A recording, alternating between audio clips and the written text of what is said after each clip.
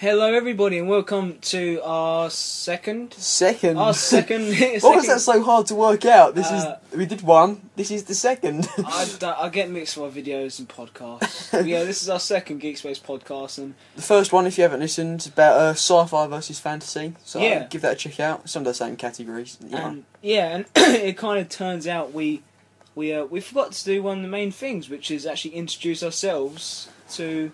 I mean, obviously at the start of our videos and podcasts we always say Shane and Tommy, but this time we're going to give you a brief insight to who Shane and Tommy really are. Yeah, well, okay, Tommy go first. Well,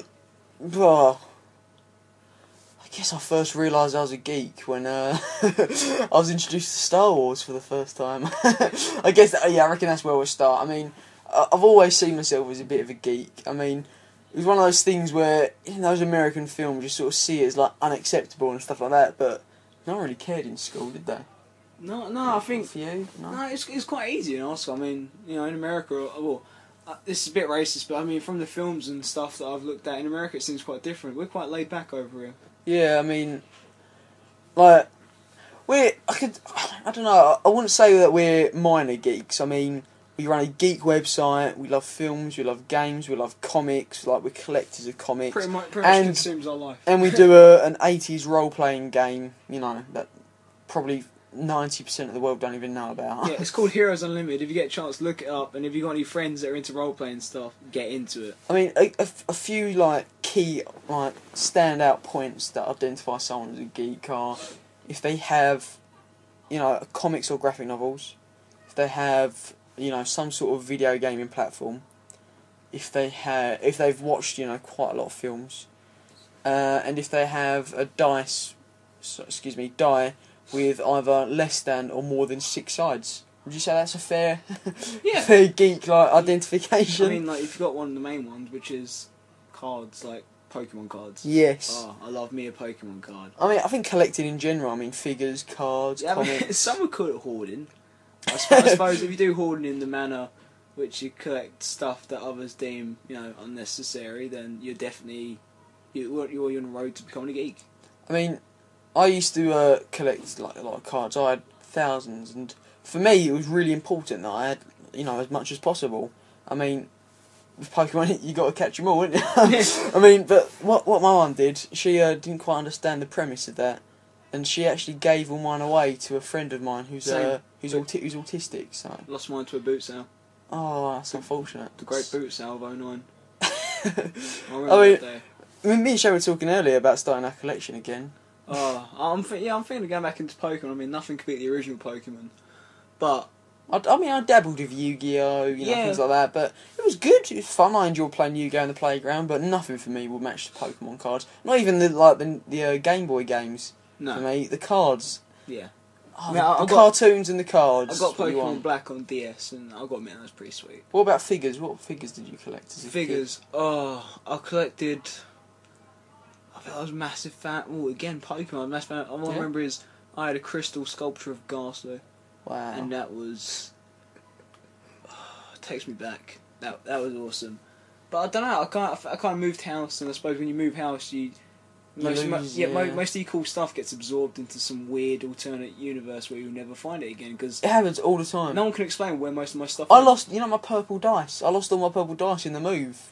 Don't know what happens. I've got a feeling my little sister stole them. I've been trying to turn her into a bit of a geek, and I think she's hoarding them somewhere. Yeah, but that's a future right for GeekSpace. Right. But for me with figures, I mean, I've got to be the worst figures collectors ever because I was going to say loved, but I still do love Star Wars. And I used to have hundreds, literally boxes and boxes of Star Wars figures. But I did it's a rookie mistake. I put my hands up and say it now, it's stupid. I opened all the boxes and I played with them. I mean, I loved it. I mean, in hindsight, probably would have been worth a bit of money now. But I was digging out my old Lego the other day because Unfortunately, I've got to give them to my sister. She's starting to get into Lego, so I don't use them anymore, so I thought she might like them. Why don't you? Although it's still an excuse for me to play them. Like, why don't you buy some Mega Blocks and hope your sister... Oh, she's 10, she can't play Mega Blocks. That's an embarrassment to Lego in my eyes. No, you just buy Mega Blocks, you give them to your sister, you pretend you gave her Legos, and everyone's none the wiser. No, she knows. And you still get to play Legos in your room even though you're 17 years Although, of age. another geek friend of mine, like, I don't know, you won't believe me that this is possible, but we managed to turn Lego and make it even geekier. Me and my friend... I don't know, geeky or childish. Right, no, me and my friend were playing with Lego, right, but we made 2 different alien races that had been, like, in battle with each other, like the Kree and the Skrull from, like, Marvel. So we was doing this, and, so we had all this backstory, we had, like, different soldiers, we had a whole army. And the way we was going to do it, we was going to use dice to determine damage and all things like that. It was awesome, right? Heroes Unlimited. But the worst part was, my mum walked in as we was playing it. I'm sorry, I reckon she would have been less disappointed if she walked into me and my friend bumming. The look on her face, it was no good. I tell you right now, it was not good.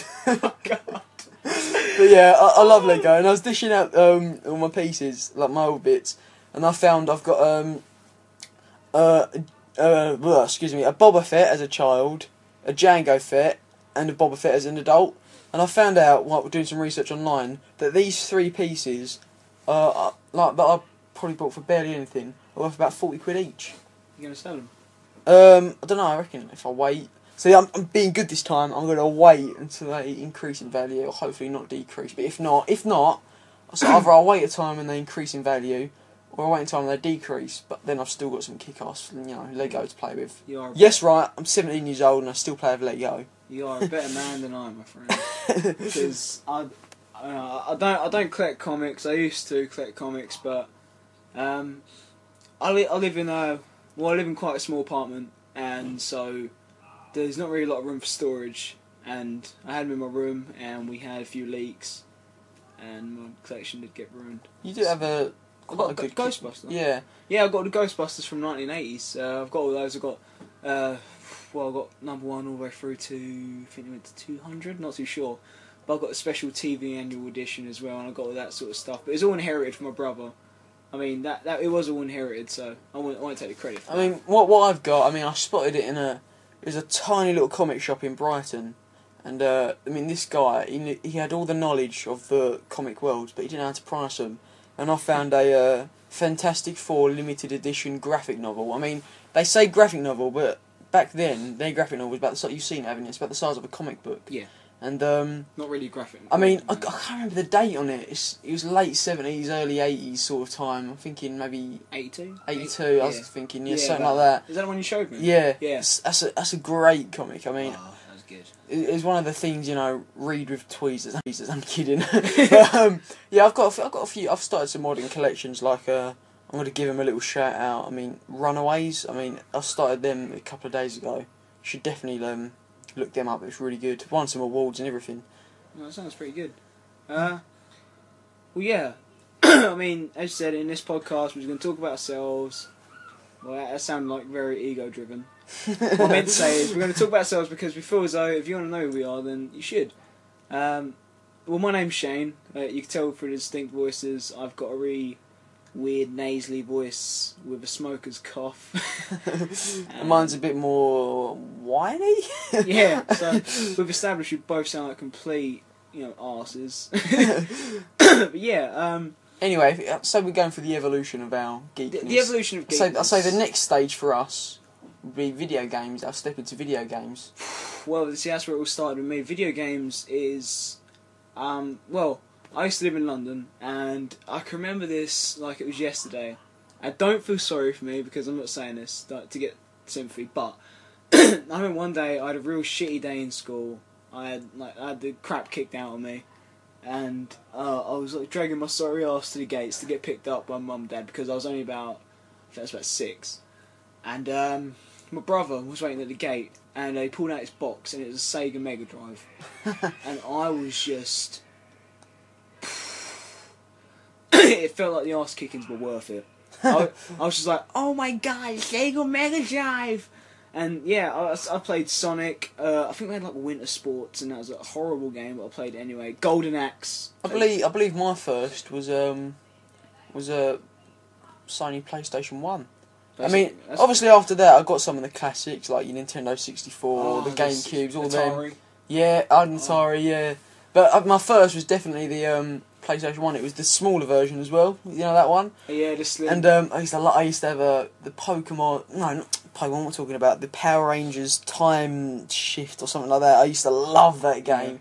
I mean, look, like then that was the pinnacle of like revolutionary technology at the time. And look back at it now, it's crazy. Isn't Well, it? I mean, like as you can see, Sony's been pulling that like little trick since the start. Just here's a PlayStation, here's the Slim. Yeah. Oh, here's another PlayStation, buy the Slim. It's like it's always been that way with Sony. But what's Xbox's be? Here's the Xbox. Here's the see-through one. yeah. The Xbox is like, here's the Xbox. Here's one that doesn't fail as much. Like failure rate with more memory. This one's got more memory, less failure rate. Oh, and this one is an ultra super compact slim, wireless internet with 250 gigs, which is a massive middle finger to me because I invested in the Elite. I'm a huge fan of Xbox, but their main selling point of their new consoles is fixing stuff that shouldn't be broken in the first place. Dude. I think the funniest thing about this podcast is we're like reveling in nostalgia a bit here, getting a bit, missing the old days, but the thing is, we're talking about all this old stuff that we used to do when we was kids. The weird thing is, we're still doing it. Yeah, because we need to grow up. Well, no, that's the thing, I don't want to grow up. Oh, I never will. I want to be this way because I think there's so many people out there that, they feel the need to grow up, and there's plenty of people our age who are like, Pokemon cards, they're gay, because apparently gay doesn't mean homosexual anymore. Apparently gay means me. If you look up the definition, it comes up a picture of my face, and it's like, this dude collects Pokemon cards and plays Xbox all day, what a complete virgin. But yeah, I mean, if you want to know about me and Tommy, the basic way to put it is, we're both geeks, and that's just always the way it's been. I did get some shit for it in school, not necessarily for being a geek, but I look a bit different, so I got long hair and stuff, and then when I brought my DS in year 11, when the GCSEs were on, and everyone's meant to be revising, I was sitting at the back of my physics class playing Pokemon Black. I'm a Pokemon White. I'm a Pokemon White man myself. Oh, you racist. That's my But yeah, I was sitting back in the classroom, and the dirty looks you would not believe, and the insults and the names, and I cracked on with it. Cause I thought, screw you guys, whatever. Sort of early year 11 time, we had the stage where everyone who had an Android phone, or I think they had the an emulator app as well. Was it the emulator? Yeah. Game Boy emulator. I mean, I'm sorry, but that is such a cheat. You've got to. I mean, the only Pokemon games I've ever had, I'm sad to say, I only ever had Ruby and White. That's all I ever had. I had Ruby and Sapphire because I was a greedy little fat kid that thought I required both. So I got Ruby and Sapphire, blue, yellow, green, red. I had Leaf Green as well. Black as well. That was one, wasn't it? Yeah. And Diamond. So I've been through quite a few games, but see, that's where me and Tommy differ. Tommy's a massive fan of video games, and wrong. Okay. I'm a fan of video games. Yeah, he's a fan of video games, but this is where we differ. This is where I'm always played Xbox. Tommy's always played watch films, yeah. And so we kind of come together one day and we thought, let's do this, yeah. Yeah, no, because I look at IGN, and this is not a dig at IGN, and if some of my IGN reads listens to this, please do not attack our asses, but I can't relate to IGN at all. It feels like if you look at IGN's reviews, every single review's got a list of comments underneath it about how wrong they are about the review. I mean, I don't deny that there's other websites on the internet that are like us, but I just want to say our main point is you. It's you. We just we're just a couple of guys at the end of the day writing our stuff. We're not professional writers. We haven't got university degrees like these guys in other big organisations. We're just a couple of guys writing down our thoughts. Because I mean, we're both thoughts, not faults. I mean, we're both 17. I mean, obviously we both still live with our parents, and we both struggle for funding. But this website, it does seem like this website's no longer a hobby anymore. This website it's an outlet for me to tell everybody out there how I feel about stuff, and I feel as though somebody's listening, because the one thing I love to do with games, I love to analyse them, take them apart and talk about them, but I was just preaching to myself. So, because I had a blog, didn't I? On WordPress, and that blog, no one looked at it, but it was just a full diary of me talking about how awesome or how bad or how cruddy games are, and I kind of thought, we've got to do something with this. And Tommy's massively into films, and Tommy's like the smarter one out of us two. So if you look at like my film collection, I mean, a lot of people say they've got like a lot of films. Jesus. I mean, again, I'd say I've got a lot of films, but like, when it comes down to it, you see my collection. It's a silver. I'm gesturing with my hands, but I know you can't see me. It's a silver box, sort of, I don't know, about 2 foot wide and about 1 foot deep. Yeah. Yeah. And it's basically small little packets with 2 discs on them, and there's about 600 DVDs in very total. organised. And it's just I've got like A to Z like lists of what films I've got that I can go through. And there's about, what's there, probably about 6, 7, A4 pages of just pure lists. Well, yeah, I mean, you're listening to a guy here who's got so many films, he literally has to categorise them like it's a library. Well, and I couldn't believe it. I have A to Z on the paper, but what I have going through there, it starts off with my Marvel films in chronological order. Chronological, of course. So there'll be like, just an example, X-Men First Class, X-Men Origins Wolverine, X-Men 2, X-Men, just go like that, and then it'll go through Marvel. Then I'll link it like from Marvel to like, and I'll go through DC, etc. Various other comics, like Judge Dredd, things like that. And then it'll just go into favourite film. No, sorry. Then it goes into my box set collection. I'm talking fast because I'm passionate. Then it goes into my box set collection. My Godfather collection, all stuff like that. And then it just keeps going and going and going. Respect. I love the Godfather. I mean, man, classics. But but yeah, I mean, as I was saying about IGN, I can't relate to these guys because, the fan base seems to have turned on them a tiny bit, and it does seem a shame because I'm a big fan. I'm actually a big fan of IGN. As am I. I'd say they're a competitive company, but it's not really no competition when you look at an international company and then you got little GeekSpace. But we are for the people. I mean, like, that's the thing. Like what we're saying about their writing, it's not about the people. I mean, on LinkedIn, I'm like connected to Peer, the CEO of the company, the founder. And, he's a nice guy, and, like, it's nothing against them personally. I just want to make that very clear, just in case anyone is listening. It's not personal, it's just, like, I feel as though a company that reviews games should be all about the gamers. Because, like, we're not different to you in any way or form, and we never forget that. Yeah. Pierre Schneider, sorry, I just remembered his name. Yeah, because, I mean, the thing we pride ourselves on is we're gamers. We're film goers, we're massive fans of sci-fi, fantasy, collecting comics, and that's role-playing everything, and that's the thing with us, we're just like you. The difference is we thought we'd make a website. And it's like, I'm not going to lie and say we're super talented, because anyone can do it, but it takes a lot of passion to keep it going, because, I mean, we've got a lot going on at the moment, but I think we always find times to do the videos and the podcasts, and we're always doing content on the website. Yeah. And I feel as though it's more just the website for me. This is literally my career path. I want to do this. But what is good is, I don't know, say you can relate to what we say and things like that, and you like the way we talk and you have a lot of the same opinions as us. We managed to get some interviews with some good people. Like, we've got one coming up with 4J Studios about the Minecraft poll. What's the other one I got? Cyanide Games for about the new Game of Thrones. Yeah. We've got another potential one soon about the Inversion game with Saber Innovations, Saber Technologies.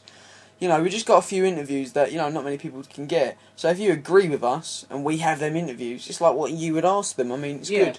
Because, I mean, the thing, I can't stress this enough, and I will admit I hate this too, but when it comes to us, we are driven by your views, how much you visit our site, the views on YouTube, the likes on the Facebook page, because, like, it's not as though, like, we're not getting paid for this. This is something we do for free, because we don't feel as though we should be charging anybody for anything. This is information, but, the motivation has to come from somewhere, and I will admit, when I do go on the site and the statistics say we've gone a bit low, I do feel a bit like, crap, but maybe I'm doing something wrong. And whenever we get high, I mean, it's hard to explain. It's way beyond an ego boost. It's unbelievable. We peaked 1,000, and that quickly signalled a 2 a.m. phone call. At 2 in the morning, just, dude, we got 1,000 views in 24 hours. Like, are you kidding me? To a site like IGN, 1,000 is like, oh, what have we done wrong? For us, 1,000 was just like... Yeah, I mean... I can't remember last time I felt... Some incredible stuff. I mean, I think it was probably about 3 weeks, after we started the site that we actually got an email saying that we'd been officially recognised as a social media influence for reaching over 10,000 unique people. I mean, that's all thanks to you guys. I mean, that's an incredible feeling. I mean, I kind of feel like I don't feel as I could put into words like how much that kind of meant to me. That email is. It felt like everything I've ever wanted to be, because, I mean, I'm not going to lie, in school I did fail a lot of stuff, but I did pass English and psychology, but it felt as though, because I couldn't relate to anything, and I felt as though, I'm going to work in retail, this is going to be my life, my job will be flipping burgers in McDonald's. But, I mean, it may well be soon, but literally, at least I know now, I'll be doing it to fund this website, because I don't want to be just like everyone else, I want to be able to grasp my dream, and this is it. I mean, we're not ever going to charge you for any of our content, and that's a promise we can give now, dude. Yeah, but what I've got to say, like, you can definitely trust us on this being geeks. That when we say, that we're social media influence, we're not going to influence you in the wrong way. We definitely understand that with great power does come great responsibility. I've never heard that quote used in such in better context. I mean, we are the media influence. No, I mean, I think you are the media influence. That's it. I like that. Without these guys, we're not the influence. They're the ones that come to us, and we're the ones that disperse their ideas, and that is what we are, and that is who we are.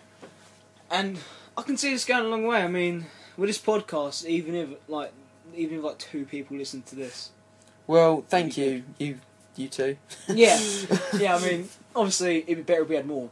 Yeah, That doesn't mean don't tell your friends, because you're the second person to hear it. That doesn't mean we're completely content with 2 people. But no, I mean, this website. I mean, do you think it's kind of like it's an adventure and it's still in the making as well? Yeah, I mean that's the best part. I mean, I believe IGN was going for something like 4 years before they got big. Yeah. We've been going just over April, May, June, like just about 2 months. Yeah. We've barely scratched the surface. And I mean, there's so much more we want to give, and we will be in employment soon. It's pretty rough over here job wise, but we'll be in employment soon, and I think 3/4 of my paycheck is going to go towards new equipment for the site and being able to bring everyone the content that they want, and I think that this website will be very demanding. Do you know what I think people would like to hear? What? GeekSpace, day 1. GeekSpace, day 1? Day 1. Okay, what's the concept? Well, the first day, we decided, I mean, I remember you was telling me about your blog, and I've just gone, why don't we do a whole website? Yeah. And then it was just a phone call, wasn't it? I remember pacing around, thinking of ideas, and then I thought I'd get going on creating something, sent Shane the email. Then we both just started editing, didn't we? Like, everything. Yeah. We was drawing up ideas, talking about different concepts and things we could do, and it all seemed to sort of come together. I mean, that first week... Oh, the work. The first night. The work. I mean, Tommy had a hard time doing the site, and, I was because we didn't have any comic writers, no fellow writers, it was just me and Tommy. No. And as he was doing the site, I was getting all the content in for the first day. And I don't think I've ever been more sick of a computer in my life. I mean, now it's quite easy because, 1, we've got two other writers working on the site. Yeah. And, 2, because... sorry. Oh God! You got to explain to him what's happening. Basically, the mic is on my lap, and Shane just pulled it closer, and it just looked a bit suggestive, is all. and 2, because now we only have to update certain bits of content, whereas the first day we had to fill out all that content. I don't know if you guys have checked it out, but over at the Versus section, I mean, well, the Versus section. I mean, all the sections. And then it was. And then your favourite section, Shane, the heroes bit, all that information. I mean, Shane had to draw from his own knowledge all that. It was research upon research upon research upon research, and it was grueling. It was ghastly.